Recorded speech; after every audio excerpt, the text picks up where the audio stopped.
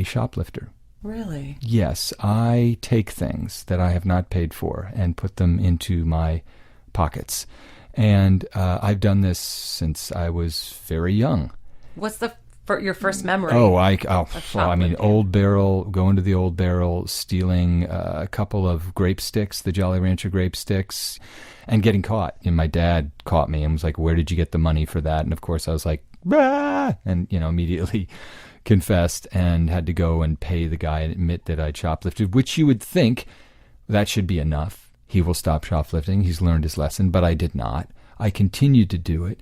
And have continued to do it until, I can remember stealing deodorant in Miami in a grocery store and getting caught. And I was a journalist. I had a long sleeve shirt, button-down shirt, kind of fancy loafers, and I looked like a professional dude. So this is how old are you? Well, I was in my late 20s. You got caught. Yep. Not your father, by the authorities. Yeah. For stealing deodorant. Yeah, for stealing deodorant. I put it in my pocket. What happened? He just looked at me. I remember it was this guy, and he looked at me, and he was just like, "What the hell are you doing?" Because I was buying some groceries. What the hell were you doing? Well, what I'm getting at, Cheryl, is I was acting something out over and over and over again. Now, we're not going to talk about a letter that has to do with shoplifting, but I was playing out over and over again some kind of internal drama that I think goes something like this. I'm not getting what I deserve in life. I'm getting ripped off in some way. And so I'm going to take for myself something, even though I know it's against some sort of moral code. The trick is, Cheryl, I'm obviously thrilled by that and also plagued by guilt and shame about it. Mm-hmm. And this is why I thought about this so much when I read this letter, because here is a woman who is trying to get something, in this case, compassion from the world and sympathy and understanding and unconditional love, but she is doing something that is actually guaranteed to ultimately isolate her and make her feel bad about whatever sympathy she does get. Right. So let's hear the letter. Yeah, let's do it. Dear Sugars, when I was 17, I told a friend that I'd been raped by a boy I met at a family beach house. This was a lie. And yet, for some reason, most likely having to do with a wildly imaginative sense of self and the throes of a deep-seated and repressed depression, I lied to her. She was never a particularly good friend, and I don't feel bad about lying to her specifically, but I have found over the years that I continue to lie to people. To my college advisor when I had failed yet another semester of school, to a group of new friends on a study abroad program after a night of heavy drinking, to my current best friend and soulmate very early in our relationship.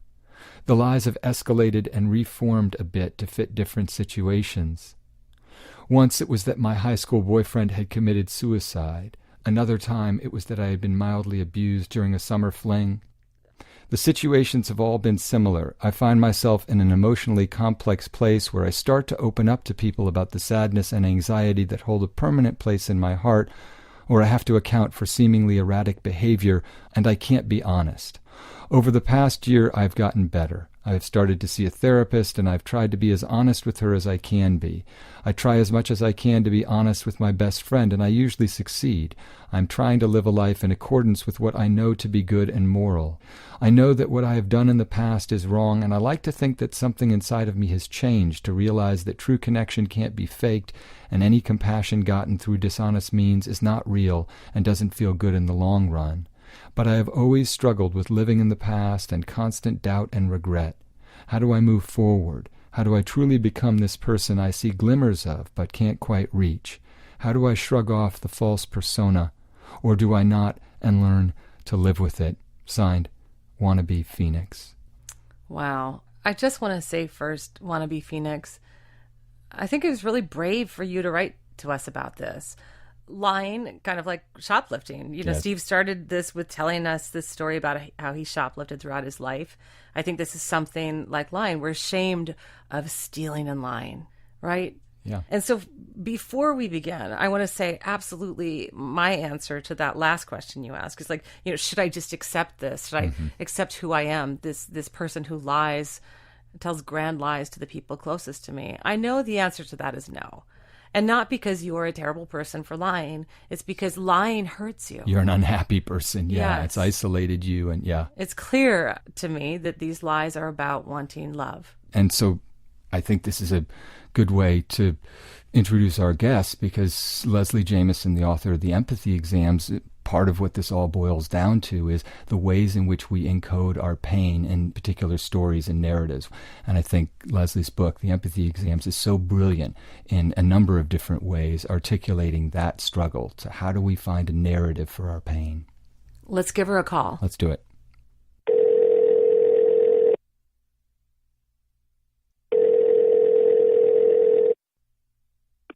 Leslie? Hi. Hi, this is Steve Almond. Hey, how are you doing? I'm doing good. With me in the studio here is Cheryl Strayed. Hi, Leslie. Hi. Have you had an opportunity to read this letter by Wannabe Phoenix? I have. Yeah, totally fascinating stuff. It is, isn't it? Yeah. So I kept thinking about this thing a therapist told me once, which was that every self-destructive behavior is trying to meet some sort of hunger or some sort of need. Even if it's not meeting it in the most productive way, it's still sort of useful to think about the engine driving it as valid. And whatever in you wants compassion and attention from other people isn't, like, that's not an evil desire, and it's not an invalid desire. Right.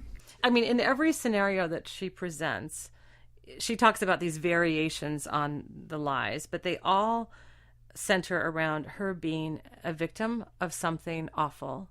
And, you know, what she's asking for by telling this lie is protection and love and sympathy. And so maybe a way for her to reframe this is not, I'm such a terrible person because I'm always telling lies, but rather, I'm a person who hasn't received the love, protection, and sympathy that I need to thrive. And so what if she reframed this and thought, okay, how do I get sympathy, protection, and love? How do we get it? Right. It's almost like in constructing all these really extreme scenarios, so many people in her life probably have their own very deeply felt, powerful versions of sadness and anxiety in them too. And it's almost like she's carving out this space of singularity for herself that actually might be pushing against what would offer her really the most consolation and comfort. Mm-hmm. It's a weird kind of exceptionalism.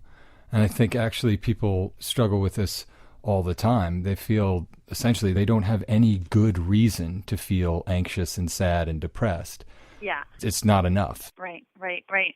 Well, and depression and sadness are both really hard stories to tell. Like, they don't have They're not sexy, right? Yeah. narrative structures to them. There's chronic kind of nebulous conditions, so it can be hard to give a shape. I mean, I was thinking when I read this also about that David Foster Wallace short story, The Depressed Person. Oh, yeah. Part of why that story to me is so brilliant and actually also really compassionate is that it gets to how difficult it is to talk about depression and how exhausting it is and how exhausting it can be to hear about it as a listener, because it can get so repetitive and seem so solipsistic. Yeah, absolutely.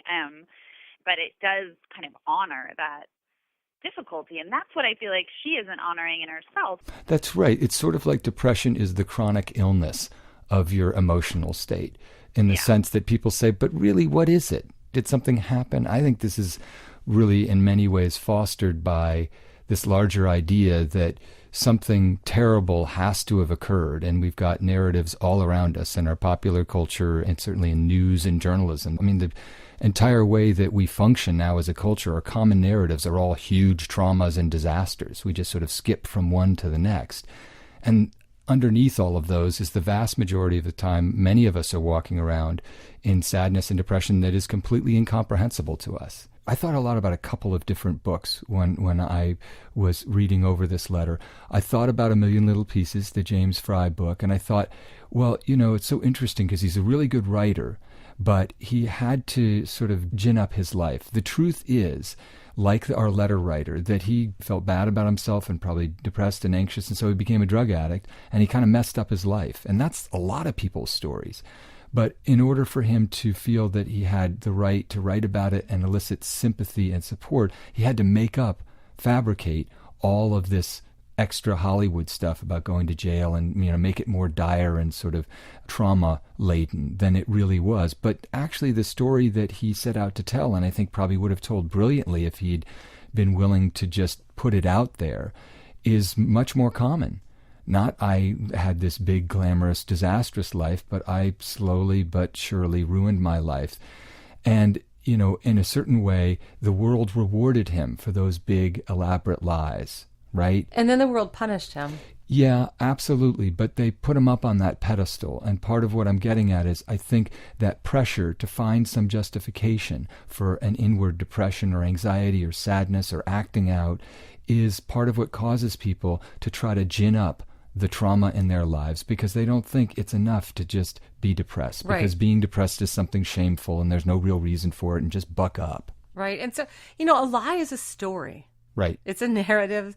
And I think I agree with you both entirely that I think in some ways it gives shape and form to this inexplicable anxiety and doubt that many people have, and sorrow. I also think that a lie can give us a different story than the one that's actually true. And I know that this is how lies really functioned in my life. When I was a kid, I think I did lie in a pretty big way a lot throughout my childhood. The first that I can remember is when I was about 11 or 12. There were these boys who lived next door to my grandparents, and I was visiting them one summer. And I told these boys, and they lived in a much sort of middle class, kind of wealthier neighborhood than I lived in. And I told these boys that I, as a baby, had been one of the babies on the Gerber baby food jar. Yeah. Okay. So I said, yes, indeed, I was one of these babies. And instead of paying me, what I got was that I get to go to college wherever I want. And that is assured. That's what I get. Like, I got a college scholarship. So I was too young. I love it. Isn't that crazy? But think about it, Cheryl. It makes perfect sense. It does. Well, You're saying to this middle class family, listen, I get to have a college education. I'm not going to be stuck in the lower classes. I'm going to get a college education. It's really interesting for me in retrospect. For a long time I was embarrassed that I had told that lie. But now it's like, no, I was trying to really tell a different story about myself than the one that was true. Because the one that was true was sad, at least in that regard. I had great ambitions, and I was telling those boys, you watch out. And so I think about Wannabe Phoenix. Well, and once again, it's like thinking about the lie kind of as an arrow or like a signal flare or something pointing something. And in that case, part of what it was coming from was like longing or desire or like subterranean fear or something. But in all cases, it's kind of like a clue. Yeah, I actually wanted to know, as I was reading this letter, what are the lies? What lie did you tell to this person? And if you really look at those, as unpleasant as it might be, to really look at, well, what was the lie you told? There's probably a lot of clues as to what that need was that you were talking about, Leslie. What is the need that was serving, or what unconscious desire or fear was that lie expressing? I was thinking about, when you were telling that story, Cheryl, I was thinking about, because I've lied many times in my life for different reasons, some of which I probably have never figured out, won't ever figure out, but one of them I was thinking about, like when I was 21, I was dating this guy who was older, but not that much older. Like he was maybe 28 or 29. I didn't want him to know how old I was, but I just told him I was 22 instead of 21, which was weird. But then, and I thought it was just going to be casual, but then we were really in a relationship for a while, and it came to my birthday, and then it was like this kind of oh my God moment of truth, because at that point, the lie had really become obviously a much bigger deal than the fact that I was turning 22, and so I did kind of come clean, and he said absolutely that. Like, I couldn't care less how old you are, but it's very strange to me that this lie just existed between us. But I did have shame about that. But I think part of it was that I did have actually these much deeper fears about, I think, being experienced enough for him and being mature enough for him, and he'd been with these other women, and would he ever love me as much as he had loved them? And somehow just the way I articulated all those fears to myself was just like wanting to be a different me. And that different me in the case of the lie was like a 22-year-old me rather than a 21-year-old me. But it got me started thinking too, like at a certain point, whether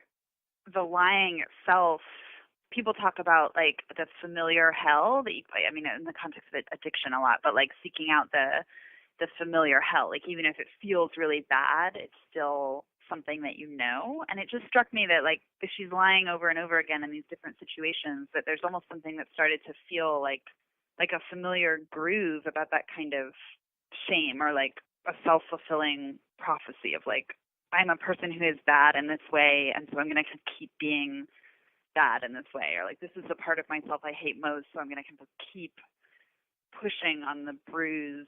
Yeah, it's like the thrill. It's a behavioral addiction in so many ways. Like, for Oh, one yeah, thing, the there is. drama on the other side of the story, the drama when you think, I have actually been on the Gerber baby jar, or the drama when you think this woman has been the victim of a horrible crime, a rape, the drama of being a 22-year-old versus a 21-year-old. Yeah. And of course, like anything, like, you know, it's like any addiction. It's like there's the thrill of the high and then the shame of the come down. Leslie, like many, many people, I'm such an admirer of your work, and especially your book, The Empathy Exams. And one of the reasons we invited you on the show to talk about this particular question is I was really interested in the ways that you wrote about truth and the stories we tell about ourselves in your work, and especially in that book. And there's an essay in your book called Devil's Bait about people who have Morgellons disease. And I wondered if you could talk about that piece within the context of this letter. Yeah. So, I was thinking a lot about that piece when I read this letter, because so much of the question of that piece isn't, okay, do people who suffer from Morgellons disease actually have strange fibers coming out of their bodies, which is what they report having, or are they just making it up? Because I felt like I didn't know how to answer that question. But what I did think was interesting was why it was somehow assumed that one kind of pain was real and another kind of pain wasn't. Like, if they actually had fibers coming out of their skin, that was real pain. And if they didn't have fibers coming out of their skin, that wasn't real pain. But to me, it seemed like they were both real forms of pain. They were just different. And I was thinking about that with this letter, because it felt like, well, of course it is an incredible form of trauma to actually have gone through the things that this woman has lied about.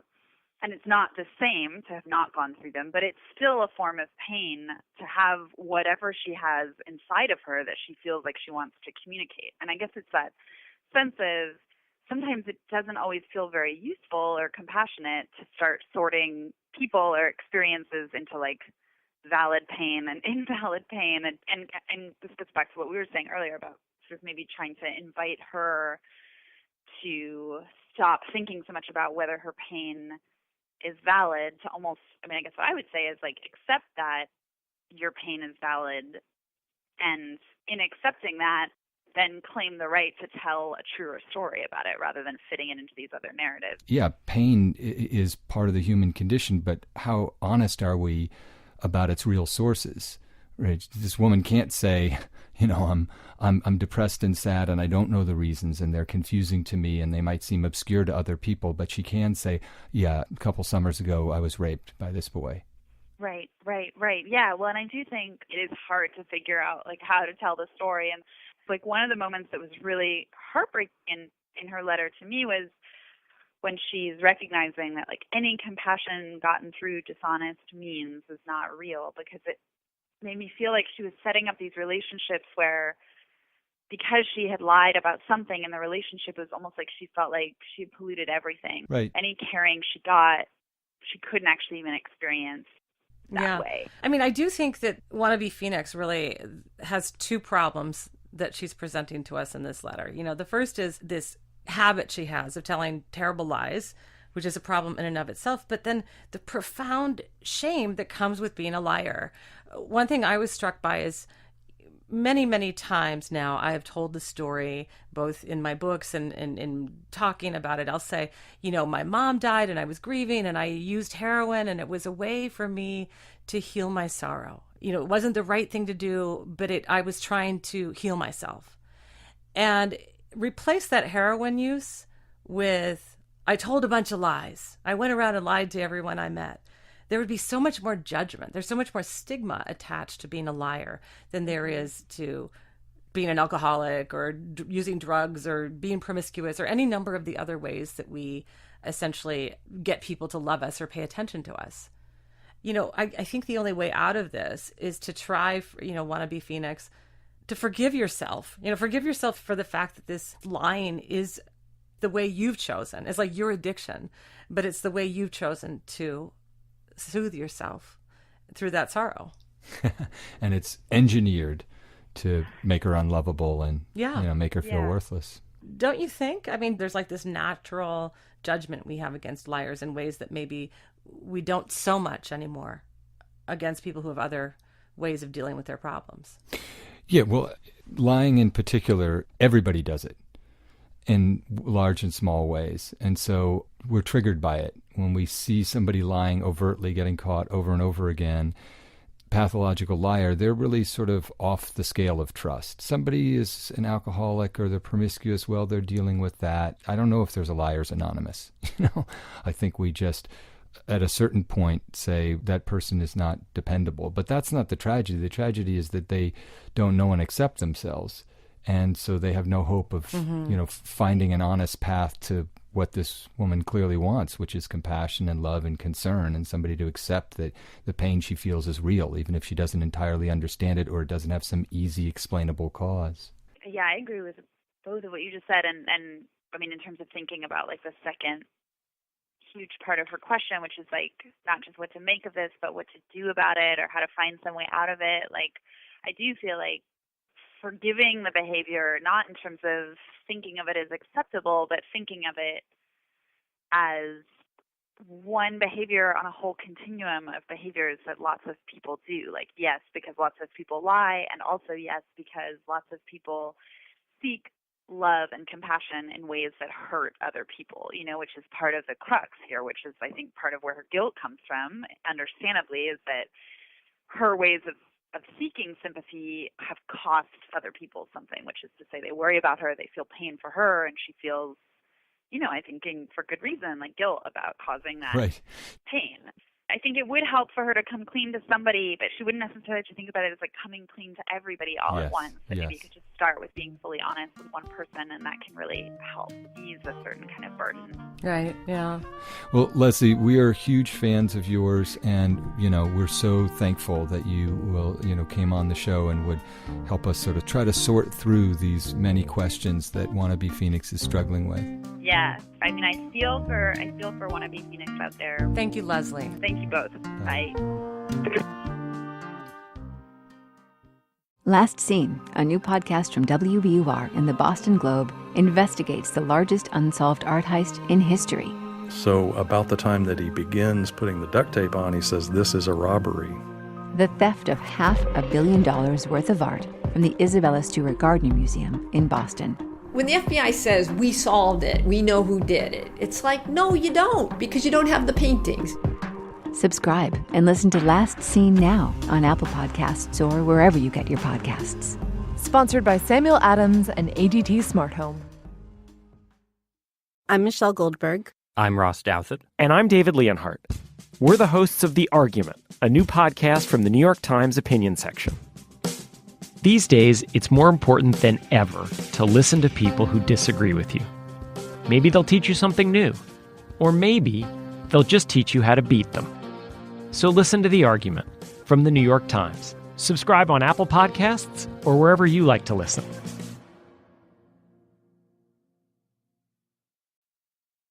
I think what Leslie said at the end is so important because, in a way, this woman is alone. Nobody knows, well, we know, I guess. She confessed to us. She confessed to us. Which is, frankly, I think that there's some healing power in the fact, Wannabe Phoenix, that you wrote to us. That's and right. I want to thank you. Even to tell the truth to yourself, frankly, about something like this, where there is so much shame and so much stigma. Yep. That's movement in the right direction. You ask us how to keep moving forward. It is that you keep doing things like this. Yeah. And you're isolated, as we've been talking about. You've isolated yourself by telling these lies. And, for understandable reason, you're in pain. You've got the right impulse. You want to reach out and elicit some human comfort. You're throwing out the rope of love. And, the way that you are going to be joined in that in a way that doesn't feel self-punishing is to tell the truth without any fancy trauma story attached to it. You don't have to do that. If you had a bad semester in school and you couldn't get to class and you couldn't pass your classes because you were just down in the dumps, or worse than that, really depressed, Well, okay, that's okay. That happens all the time. Hardly anybody moves through, their life without being really fundamentally disabled by unhappiness and anxiety at some point. And you will find, I would warrant, when you start letting people know the true story, that it's everybody's story. You're not alone in that. Right now, you've kept yourself, sort of barricaded yourself away through these lies. But what you'll discover, and I'm sure Cheryl can speak to this more powerfully than me, is once you admit to your vulnerability and your confusion and that you've suffered real sadness, and tell people that and throw out that rope of love, you will find out that everybody else has that rope of love. And in our various ways, we're throwing it out all the time and looking for somebody else, and the reassurance that we're not alone in that. There is love on the other side of truth. Speaking that truth draws people to us, because what we're doing when we do that is we're showing them our humanity. And, I think part of this Wannabe Phoenix in closing, I just want to say, don't believe the lie that you've told yourself about yourself for the rest of your life. Don't believe this lie, A, that you can't stop lying, B, that you're a terrible person because you have told a lot of lies. Rewrite the narrative, tell a true story about you in the light of truth. Yeah, it is fascinating, because I can just imagine, as you were saying that, Cheryl, that if she can say to particularly her best friend, I told this lie, even though I know it would be hard in the moment, I almost guarantee she will feel so unburdened. People want to be known for who they really are and actually loved and accepted. And they can't get there through telling lies. We sort of hope